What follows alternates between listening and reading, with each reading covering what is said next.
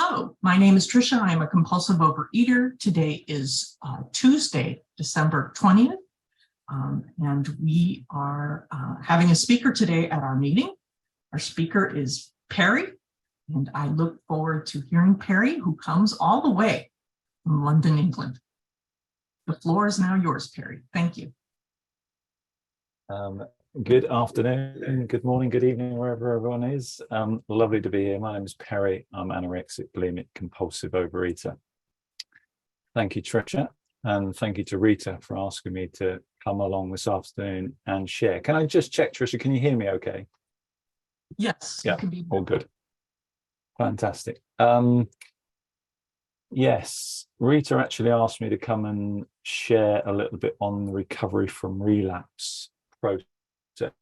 I did a chair a little while ago and talked about a period of my life where I was in and out of relapse. So I'll come on to that in a second. Let me just start with, I'm only here today because of OA, and that really is the case. And so let me just start from the beginning a little bit, and I won't do a whole history, but let me just start. I grew up in Somerset in England, and I was quite an active kid, and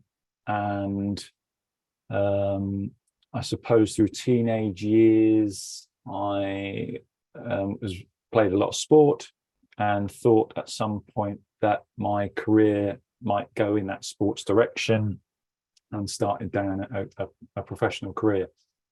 And I don't really have a very early food history around this stuff. I was an active kid. I didn't really think too much about it. My weight didn't change too much till my late teens. And then I started just gradually putting on a little bit of weight. And then through university, something changed. And I suppose at this point, I just want to acknowledge that this is my own personal experience with it. It's my own lived history. Our patterns sometimes are all very different in the fellowship, but the one thing that binds us all is the abstinence, is the action of refraining from compulsive eating and compulsive food behaviors. And during university, what began to happen was, on a very physical level, I began to overeat. And then I began to binge, and it started with something relatively small. It started with an extra bit of this or an extra bag of that. And yet very quickly, before I knew it, I was in a kind of binge restriction pattern. And the progression of that happened very quickly. And within a couple of years, I was in something that mimicked this pattern then for a number of years, which was I, at one point, would take what I now know as a first compulsive bite, and then I couldn't predict what would happen after that. And when I say couldn't predict what would happen after that, what would happen after that is I would carry on eating until at a certain point, I must have enough willpower, whatever, to kind of stop. And then it would cycle back into a real restriction phase, and I would restrict. And it was this kind of sort of constant day one cycle, and this what felt like a constant battle with food. Was it food per se? That I had certain binge foods that I knew that I would aim for when I'd taken that first compulsive bite, and the kind of perfectionism having come out of a relapse was I wouldn't eat those foods, and I would restrict and restrict and restrict, and at a certain point it would break again. One of the phrases that I loved, so let me give you just a bit of timeline. I'm sitting here at 52. I walked into my first meeting in 1993. So it happened very quickly that I get to a point that I start to seek another solution. Very quickly, back in the early 90s, very quickly I began to feel a sense of powerlessness around this stuff. And I also, looking back from X amount of time in program, see somebody who didn't tell anybody. It feels very odd now, sitting in program 30 years down the line, that I didn't tell anybody what was going on. I hid it. That sense of shame that I had that this was going on, the sense of shame that this was food, the sense of shame that it wasn't drugs, alcohol, whatever. This was food for me. And they say shame needs three things: silence, secrecy, and judgment. And there was silence, I wasn't telling anybody. There was secrecy, I was hiding it. I would appear outwardly okay, tell everyone in the world that everything's okay, and internally be feeling a mess and out of control. And judgment be that I hated myself for doing it and was completely confused as to what was going on as well. There is a line in the big book about food, that, you know, alcohol being a symptom, but food is the symptom. And actually what was also going on was a load of other life stuff. And what I remember thinking was that whole sense of, if I could sort my life out, my food would be okay. And that kind of sense of, you know, if I sorted my career at the time out, if I sorted my relationship stuff out, then actually that would take care of the food element to it. And I remember, so I mean, it feels a bit bitty in my head, and it does feel a bit bitty because it was an insane period of my life. Before I reached out to somebody, I actually did a stint in terms of a job for about 3 or 4 months in a 12-step alcohol and rehab center as admin support. And I remember looking at the program going, in denial of what was going on about my food, and they didn't do a food program, going, oh, I'd love that program. I felt out of control internally. I would absolutely love that program. And I suppose in 1992, I'd finished university and I was struggling with this pattern. I was struggling with my food, struggling with my life. And I mentioned it to a family member that I was struggling. It was the first time I told anybody that I was struggling with my food. And they said, I wonder if there is a food thing similar to AA. And they knew about the AA program. And it planted the seed. I then did effectively a geographical, which is, I was struggling in England. Do you know what? I'm going to go and live in Sydney, in Australia. I'm going to live on a beach, and I'm going to have a whale of a time. It's going to be amazing. I'm going to have this kind of life, get my life back together, blah, blah, blah. And within 2 weeks, I was back in that cycle again, and I was binging and I was struggling. And I got to my first meeting. I got to a point at that point of saying, to a degree, step one, I'm powerless over this, and I need some help. I got to my first meeting and didn't connect at all. There were only 2 people in that meeting in Sydney at the time, and they were both in relapse. And the gift, what they said to me, and the only thing I remember about that meeting was they said, look, go to another meeting. Keep coming back, go to another meeting. And it took me 4 or 5 months to get back to another meeting. But I walked into a St. Leonard's meeting on a Monday night at 7:30.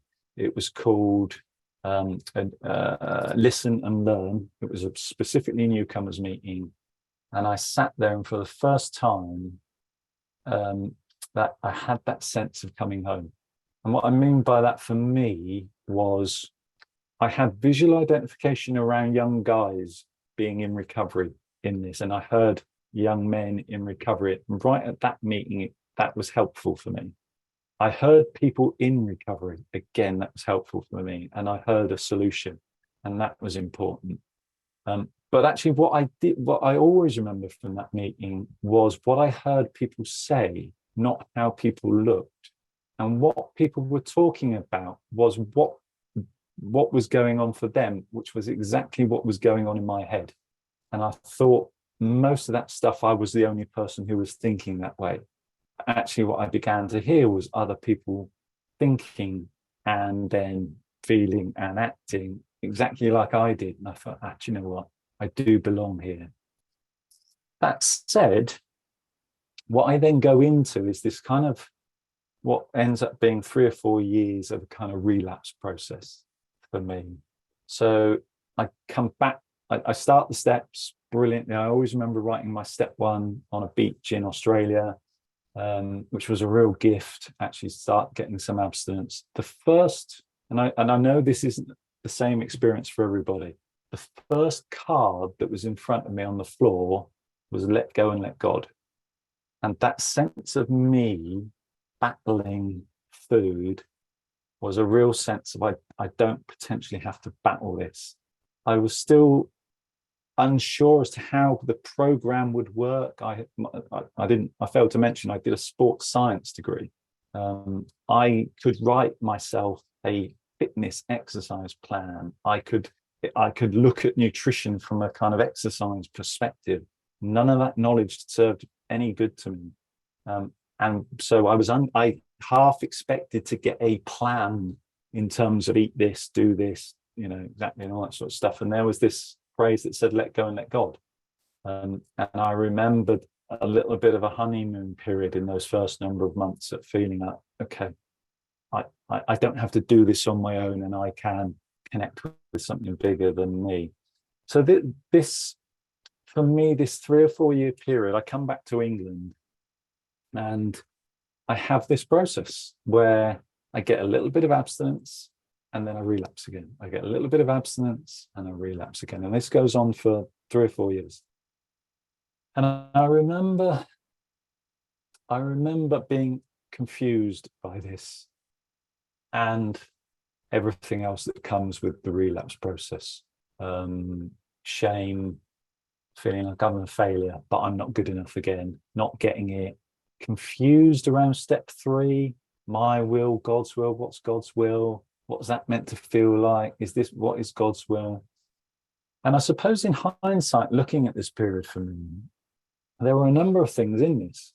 There was first a very action orientated thing. So as I've now come to feel, the promises of the program happen at the end of step 9. And it says in the steps that a spiritual awakening happens at the end of 12. And I was doing what was described to me at the time as the OA waltz, which was 1, 2, 3, relapse, 1, 2, 3, 1, 2, 3, 1, 2, 3. And I never progressed past step 3. So there's an element in this relapse process of not working the steps and looking at inventory and looking at character defects and looking at the amends process, blah, blah, blah. There was also a sense of, they call it an arrogance of growth, I think. And for me, that was, I'd get a bit of abstinence and then go, do you know what, I'm done, don't need you, and off I go. Try and work it on my own again. So that definitely played out. I'd get to a few meetings, find a bit of abstinence, and off I go again, relapse back in again. Need some help, come back in. There was also part of this. So in my head, there was always this sense of I'm not doing enough. And there was definitely a part of that. I wasn't working the program to how I feel, sit in the middle of the bed, work the program. But there was also an element that began to come in about being utterly fearful and scared of where abstinence and recovery was taking me. And what I knew for me personally, as I began to feel, was it felt a comfort space, if people can identify with that. It was somewhere I knew that abstinence was going to bring me closer to stuff that I needed to look at. And I needed to look at the cricket, my sports career. I needed to look at the relationship stuff. I needed to make amends for the elements that had gone on.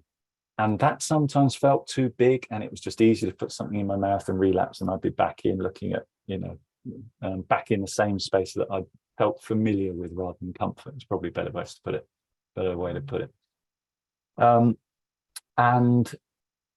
the other thing I wanted to mention in this kind of process of recovery from relapse, because I remember this starting to change for me, and this felt really important at the time, which was I begun to kind of get this idea that this was a disease and that I was powerless over this. But the minute I relapsed, what I would do to myself is, you're a failure. You've done it again. It's you. You've messed up.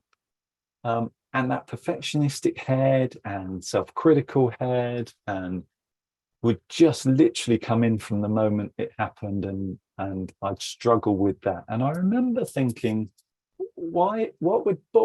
how would it feel if I actually could muster up enough compassion, self-compassion and self-love for the person going through this, that was the most hurtful thing that could happen to me.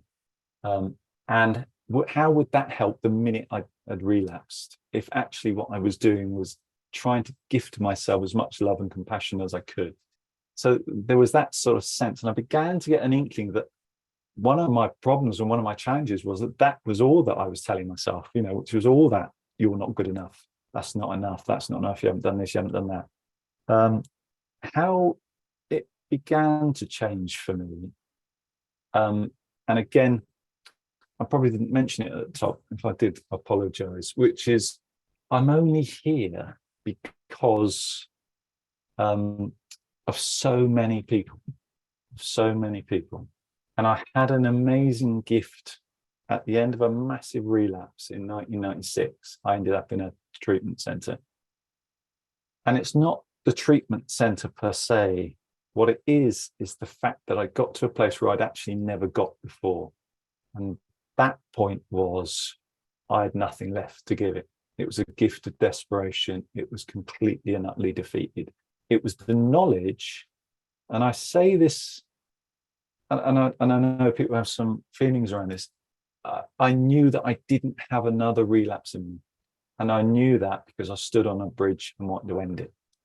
And I knew that if I relapsed, I couldn't predict what would happen. And I knew that at a level that I'd not known before. And so what had happened, I believe, for me, is I was teachable and I was willing. And at that point, I was at a place where I'd not been before, which was I was willing to go to any lengths, and I wasn't before.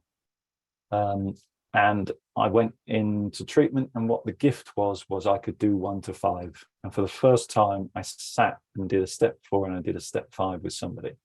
And this was the first time I began to get a sense of holding myself without it being, I always thought I would like myself if I was perfect.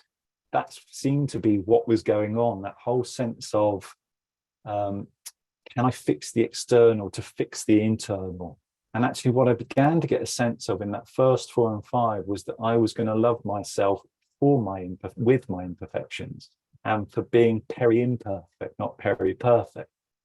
And I began to get a sense out of that. And I began to get a sense that there was going to be some sort of freedom coming in that sense of not having to achieve something that was always going on.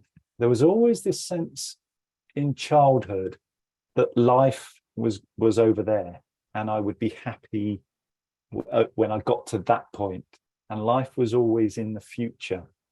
And what I loved about the program was it brought me back to the day. Can I live one day at a time? Now, for me to be able to live one day at a time meant working the steps. And what I love about the program is there's a fantastic order with them that I just think is God-given. It's amazing. By one, I was really ready at that point then to admit that I was utterly powerless over food. And I didn't have a question by that point at it. It began then to look at, well, where's this power? What is this power, and what does that mean for me? And my spiritual recovery has been a real journey, actually, and a gift of program. I thought there might be a solution in a diet plan or an exercise program. The solution is a spiritual solution for me. and that journey of beginning to look for a higher power and start to connect with it has been a real journey. I grew up in effectively with an Irish Catholic mother. I grew up in the Catholic Church, and again, my concept of God or higher power at the time was somebody. I mean, it was ultimately my parents. It was perfectionistic. It was, stuff wasn't good enough. I'd go along each week and tell it the things that I hadn't done very well each week. And I sat in a retreat very early on in recovery and was invited to write a concept of a higher power that worked for me, that I could start to relate to. And I did that process, and I got to somewhere that I was able to start to develop a personal relationship with this concept. And jokingly, I began to refer to it as mate. And all that did was allow me to kind of start to begin to talk to it rather than keep it in a specific time and place for me. I wanted it to be part of my day. I wanted that to be a natural conversation for me. And that was the start of 3. That whole idea of handing my will and my life over to a phrase that is amazing, the care of God, took a little while to kind of really seep in. But that phrase today I love, which is that God cares for me and how my life looks and what I would like to do. But there's also a sense of just, as the big book talks about, coming out the driving seat for this. There's a lovely phrase that I began to use at the start of recovery, which was stop painting the picture of how your life should be. And I grew up with how this picture was going to be. It was going to be this, it was going to be that, it was going to be that. And it was the program. Early recovery for me was about, that's none of my business, actually. There are some things I need to do today, and actually I can let go of that. And if that's God's will, and that's where it's meant to go, that's where it will go. And that felt incredibly freeing as well. So, I mean, just whizzing through my steps, 4 and 5, love 5, love the fact that, again, it was easier for me to talk to my mate, my higher power, than it was to actually talk to my sponsor about some of this stuff. And that felt a real healing process for me, being able to sit in front of somebody and take the mask off, take Perry Perfect mask off and say, this is actually who I am. This is actually what has been going on. And that was a great process. 6 and 7, the real challenge, I think, to change in 6 and 7.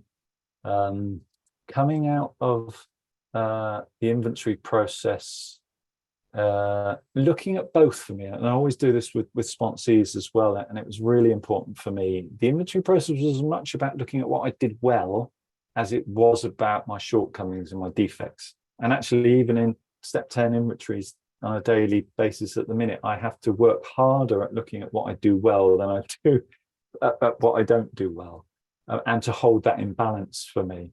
And then the idea that I'm asking God to help me remove my defects of character, and also the sense that a lot of those defects of characters were real survival mechanisms for me as a kid, that I kind of outgrown as I got into recovery. That, the sense of hiding me, they allowed me to hide. The dishonesty about how I felt and sharing that with anybody was, I'm basically hiding from you guys. I'm not actually telling you what is really going on. And somehow I think that's being safe to me, because it obviously felt unsafe for me to do that as a kid. So 8 and 9, making amends. I think people talk about clearing the wreckage of the past. And again, what I found with that as I went through that process was it began to allow me to live in the day, because otherwise there was all this stuff that needed clearing up. There were amends process to go through. There were living amends to make. There was, I worked in a yogurt. I mean, how mad was this? I worked in a yogurt store in Australia as a compulsive overeater, and when I relapsed, I basically ate half her store. So there was an amends process to go through with that individual and that business in terms of financial remuneration as well. But what it did was, it talked about this process of coming in hopeless and moving to a space of hope. And actually what began to come for me was that clearing up the wreckage of the past helped me kind of sit in that today space, but also be incredibly hopeful of where the future was going to go, and a sense of freedom. And then the maintenance step, keeping on top of program, keeping on living the 12 steps. I listened to a chair this morning, actually, from one of these earlier sessions a few weeks ago, and somebody was talking about love and service. And what began to come up for me at that point was... That's 25, 5 left. Thank you very much, acknowledged. The freedom that I was beginning to get was partly because of all the action that I was taking, but also that there began to be a sense of, and I do feel this with my program today, that how can I be of service? That there was part of this process, which was I got a gift of abstinence. I got a gift by coming into program. I got a gift of getting into a treatment center. I got a gift with sponsors. I get a gift when people ask me to be a sponsor as well. You know, I'm here by the grace of God and the fellowship and the 12-step program. And as I moved into 12, there was a real chance to, how can I play my part with this? That I sometimes sit and on my computer here, there is the OA promise about putting my hand in yours. I mean, so many people have offered me support through the years, and how can I play my part in this for us all? So, I mean, I kind of have whizzed over that, I suppose, a little bit in terms of the steps. I also just want to acknowledge it's not perfect. It's not a perfect recovery process. It's progress, not perfection. There are times when there's not a perfect program that I work, but I have a program, and as long as I'm open, honest, and willing, I think that stands me in the best stead. So I was sort of babbling at the end of this to kind of just bring it to a close, but I suppose just wrapping it up. How do I feel about the 12 steps? It saved my life. Coming into program saved my life. It was more than my wildest dreams. The bridge to kind of normal living it talks about. I've been able to do stuff in my professional life that I never envisaged I would, on the back of a foundation of putting recovery first. And that only came about because I was utterly defeated. And that was a gift, that I got to the point of desperation and was teachable. And it's still sometimes I just wonder what would have happened pre-1960 or 1939, what would have happened. And I'm glad I came in when I came in. And I'm glad that there are people around me working a program that I can call on a daily level, because the one thing that I did learn ever since that, the guy that came in at 23 or whatever it was, that didn't talk, that didn't share, that lied about what was going on, that actually with so much support out there, it just needs me to take the mask off and say, do you know what, I'm struggling. I'm not perfect. I've messed up. I'm not doing this great, and just start to talk to people about this. And also really just that developing of a relationship with a higher power,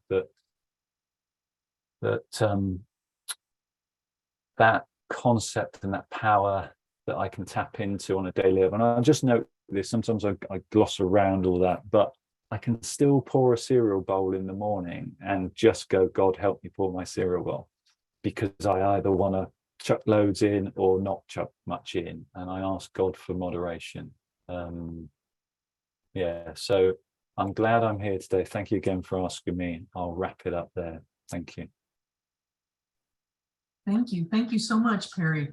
I'm glad you're here today. Thank you for sharing such your beautiful qualification. I'm going to go ahead and do a quick reading. and then we'll open it up for sharing. This is from the OA book called Abstinence. If I'm in relapse, I don't talk about it. I compound the problem by beating myself up.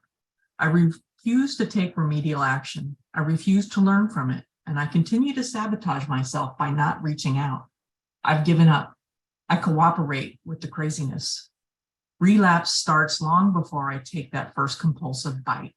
It begins with the sinking thinking of cockiness or low self-esteem, and it ends with increasing isolation,